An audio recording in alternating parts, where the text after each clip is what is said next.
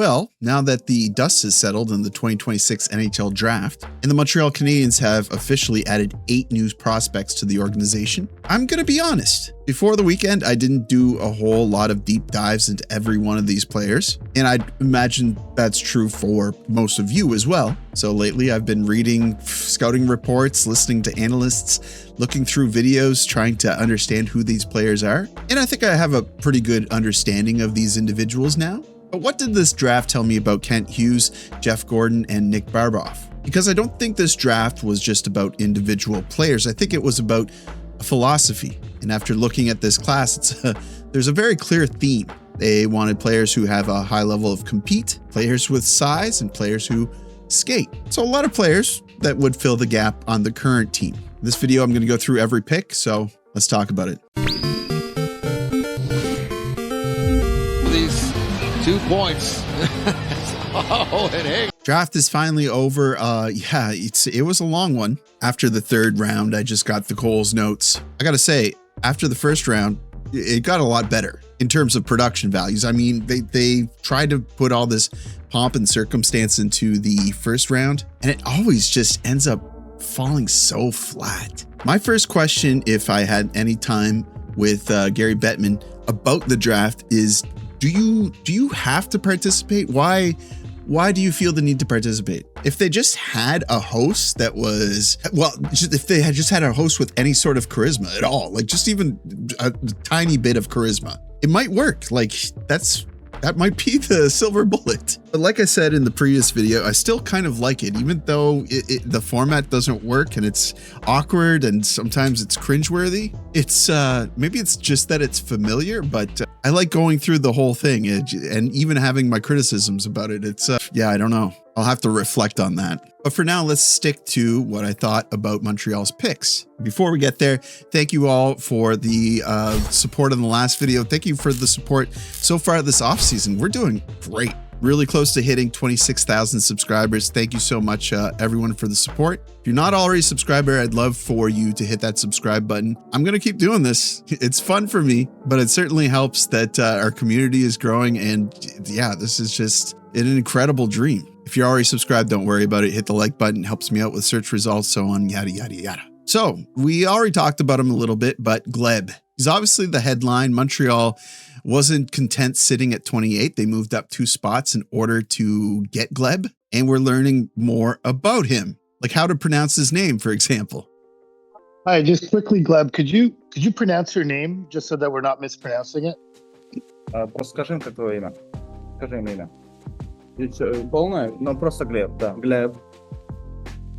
But yeah, Martin Lepoint was really hot on this guy, and that's why they moved up 2 spots, because they believed another team might try to grab him. They even went as far as spending a 3rd-round pick on him. So management starts spending assets like that. It's usually a sign that the individual is underrated and they wanted to get him. Pug, which is, I guess, his nickname, is 6'3", 200+ pounds, Russian winger who already has KHL experience despite only being 18. He's a big boy, so I'm not surprised he got a chance to sniff at the KHL. And everything we keep hearing about his style of game points to one thing. He's big, he's mean, he loves finishing his checks, he loves finding his checks. Suggested he might be the meanest player in the draft. But also, I guess he's an excellent skater, which is probably why his physical game translates so well. And then his offensive ability is something that they're still kind of up in the air about. But many see him as a legitimate middle 6 forward.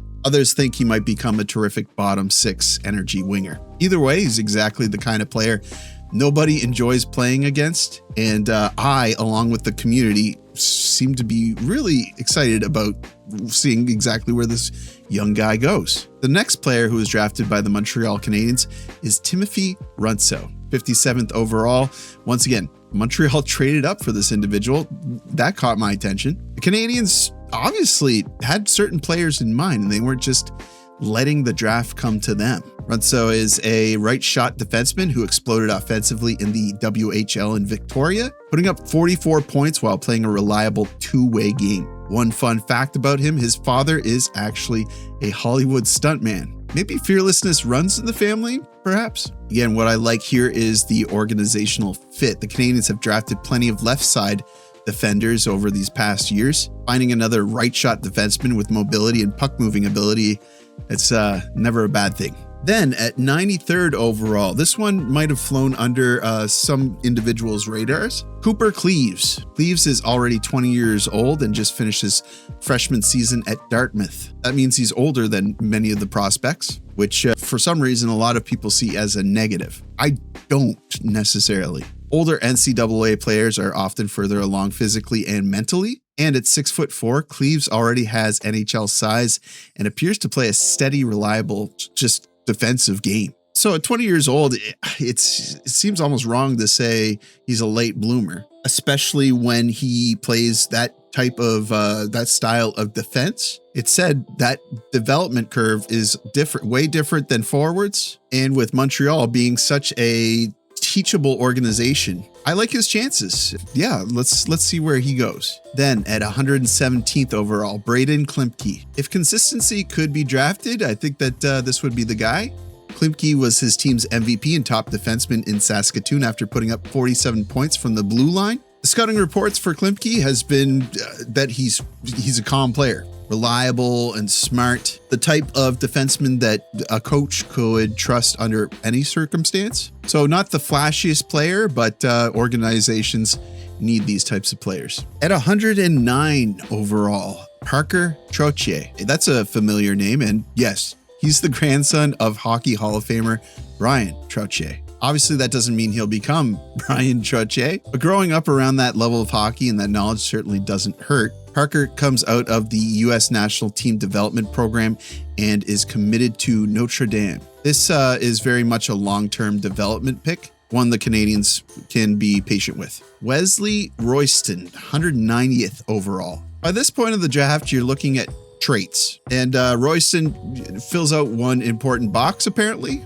He's 6'4". He's another big winger who plays with reach and projects as someone who can continue adding strength as he develops. Late round picks they turn into lottery tickets, but I've bought lottery tickets in the past. I've never won anything. The thing is, they're betting on size here, so at least they have something to go on, not the worst strategy. At 221st, Jean-Samuel Dagenot. Et ça, c'est là un bon nom français, hein? Un jeune homme de Québec.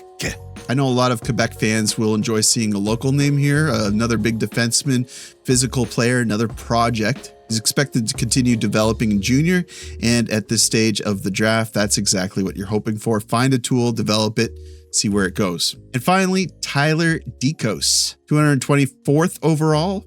Last pick for Montreal's draft. Dekos is another player who will continue developing before anyone expects him to push for professional hockey. Honestly, at 224th overall, if you eventually get an NHL player, you've hit a home run. Everything after the 5th round is about finding hidden gems. Maybe this becomes one. I don't know. Yeah, that's the nature of late round drafting. So my biggest takeaway, as I zoom out, the draft actually feels pretty easy to summarize. Canadiens weren't searching for flashy names, skilled small players. They drafted regular old plain Joe hockey player, big hockey players, competitive hockey players, players who can skate, players who play hard. And they weren't afraid to trade assets to make sure that they landed those guys that I guess they had at the tips of their tongue. So does that guarantee that the draft will become a success? No, of course not. And in fact, if I'm comparing Montreal's draft to other teams that kind of drafted alongside them, I like how other teams drafted more, but I'm cautiously optimistic of the individuals they did pick. I do kind of have the Gleb fever. He seems like a cool kid and a gritty, no nonsense type fella. So that's entertaining. I like that.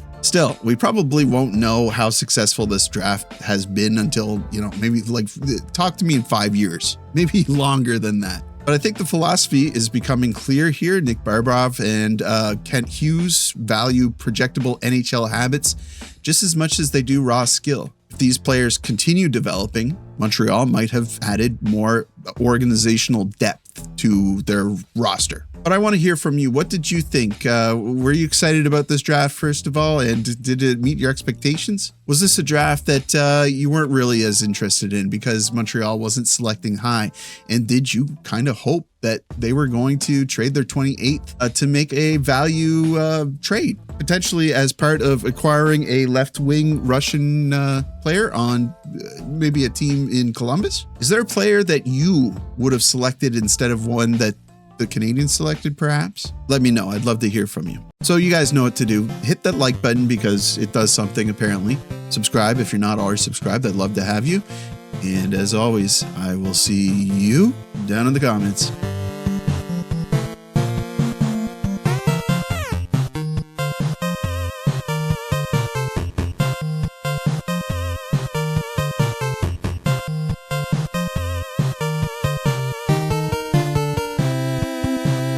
Ну, просто Глеб, да. Глеб.